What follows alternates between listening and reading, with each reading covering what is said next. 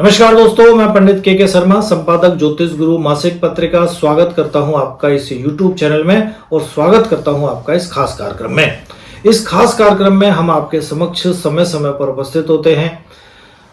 ज्ञानवर्धक रोचक जानकारियों के साथ हम बात करते हैं धर्म, अध्यात्म, ज्योतिष जैसे विषय की।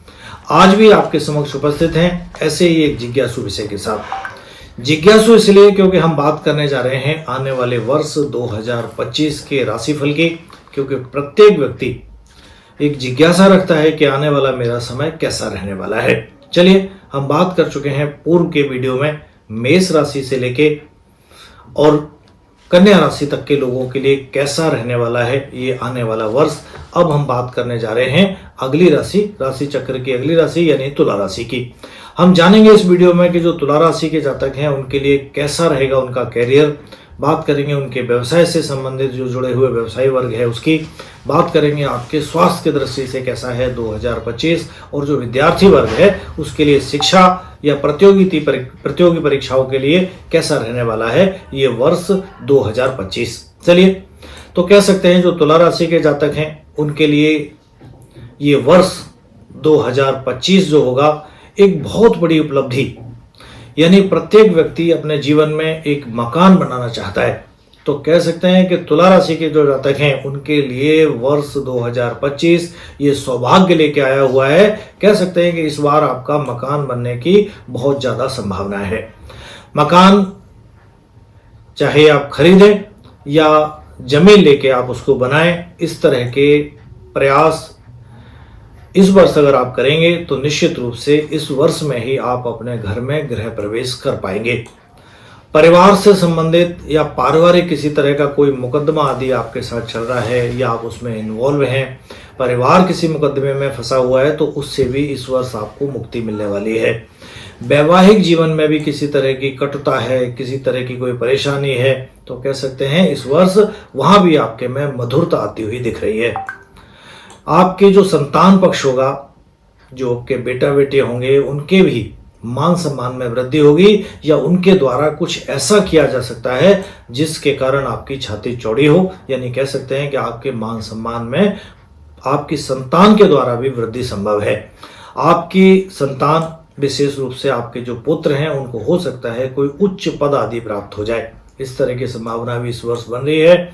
संगीत से, लेखन से, इस तरह के क्षेत्रों से जुड़े हुए जो व्यक्ति हैं या जो कवि आदि हैं, उन लोगों को कह सकते हैं कि इस वर्ष जो होगा उनके सभी तरह के भाग्य में वृद्धि होगी और कार्य क्षेत्र आदि जो होंगे उसमें मजबूती आएगी।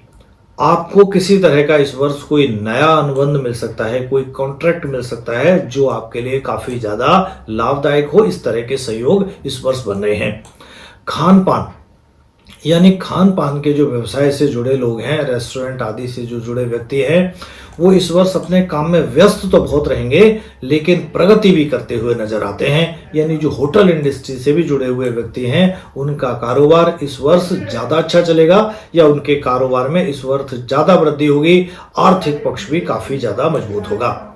परिवार में जो आपके पारिवारिक बड़े बुजुर्ग हैं या जो बड़े भाई आदि हैं, उन लोगों का भी आपको सहयोग प्राप्त होगा। ये सभी लोग आपको आपके विपरीत परिस्थितियों में आने पर, यानी किसी तरह की कोई परिस्थिति आपके समक्ष ऐसी आती है जहां आपको उनकी मदद की जरूरत है, वो निश्चित रूप से आपको अपना सहयोग प्रदान करेंगे। मित्रों के साथ भी इस वर्ष आपका अच्छा समय व्यतीत होगा। मित्रों की भी मदद आपको मिलेगी। कह सकते हैं कि मित्र भी आपके साथ कंधे से कंधा मिलाकर आपके साथ इस वर्ष चलते हुए दिखेंगे। जो विद्यार्थी वर्ग किसी तरह की प्रतियोगी परीक्षाएं कर रहे हैं या उनकी तैयारी कर रहे हैं या किसी अन्य तरह की किसी सफलता के लिए कोई एग्जाम की तैयारी में है, उन लोगों को भी इस वर्ष आसानी से सफलता मिल सकती है। प्रेम संबंधों में जो जुड़े लोग हैं उन लोगों के जो संबंध हैं उनमें भी इस वर्ष मधुरता आएगी। यानी कह सकते हैं कि ये वर्ष आपके लिए चहुं ओर से लाभदायक, चहुं ओर से आपको खुशियां देने वाला साबित हो सकता है। लव पार्टनर जो होंगे आपके, वो भी आपकी बात को मानेंगे और बहुत ज्यादा आपके साथ घुला मिला महसूस करेंगे। वैवाहिक जीवन में भी आप ऐसे समझें कि वैवाहिक जीवन में भी जो आपके संबंध हैं वो प्रेम संबंधों की तरह इस वर्ष चलते हुए नजर आते हैं। यानी पति पत्नी के बीच में भी इस वर्ष काफी अच्छा सामंजस्य रहेगा। जनवरी फरवरी का जो महीना होगा वो आपके पिता की स्वास्थ्य के लिए थोड़ा सा कष्ट में रह सकता है, या ये कह सकते हैं कि जनवरी फरवरी के महीने में पिता को किसी तरह की स्वास्थ्य संबंधित परेशानी हो सकती है। हो सकता है उनको कोई ब्रेन न्यूरो से संबंधित या हार्ट से रिलेटेड लकवा जैसी कोई बीमारी, इस तरह की बीमारी उनको परेशान कर सकती है, क्योंकि इस तरह के योग इस वर्ष बने हुए हैं। बहुत ज़्यादा सावधानी रखें, किसी भी तरह की समस्या दिखते ही तुरंत एक्सपर्ट और डॉक्टर की सलाह लें।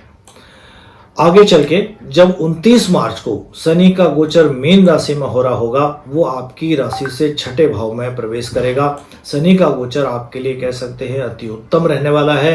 धन आगमन के नए नए रास्ते आपके लिए ये गोचर बनाएगा। परिवार में सभी तरह का धन, अन्न या अन्य तरह की सुख सुविधाओं में वृद्धि होगी। पारिवारिक जो लोग हैं उन लोगों के बीच में आपसी सामंजस्य और प्रेम भी बढ़ेगा। सभी लोग एक दूसरे से कोई भी काम करने में उनका मत लेंगे या उनकी सलाह लेंगे, और उन सलाहों के बल पर सारे के सारे परिजन आपके सफलता अर्जित कर सकेंगे। परिवार की जो महिलाएं हैं, स्त्रियां हैं, वो भी पूरी तरह से स्वस्थ रहेंगी। घर में अगर कोई संतान उत्पन्न होने की संभावना है तो कह सकते हैं सुंदर सुयोग्य संतान का आगमन हो सकता है। इस वर्ष आपके जो शत्रु हैं, या ये कहें कि आपसे जो द्वेष भाव रखने वाले लोग हैं, उनको उसमें पराभव होगा, या ये कह सकते हैं कि उनको आपके प्रति जो मन में द्वेष है उसमें कमी होगी।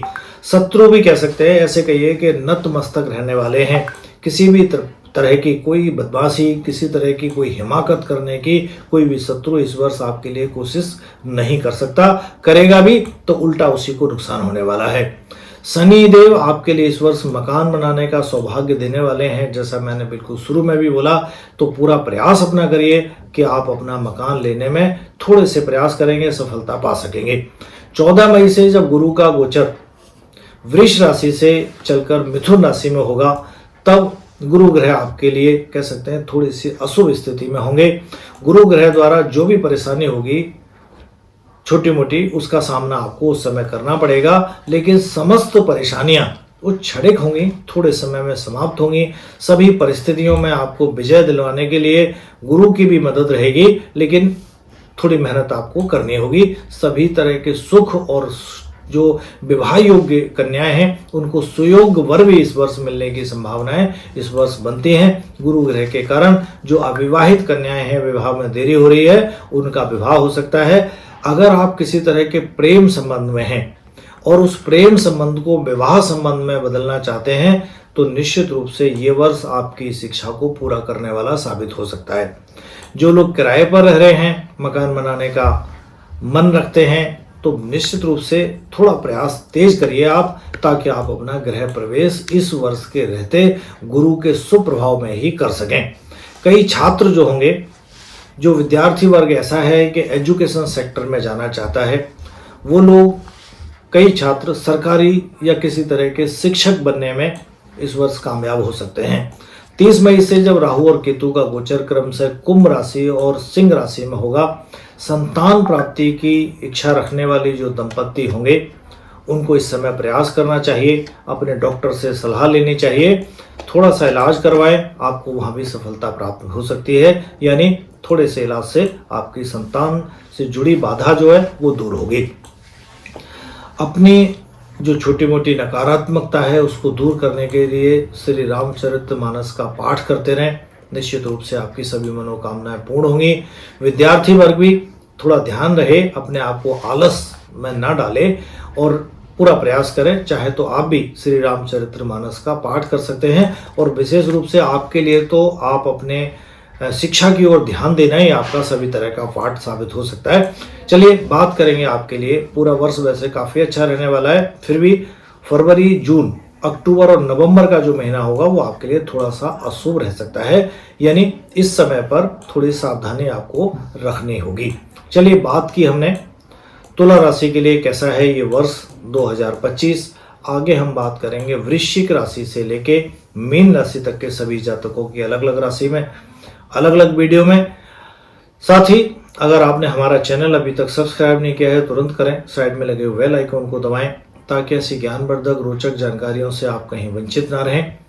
आज के लिए इतना ही, आज्ञा दीजिए, नमस्कार।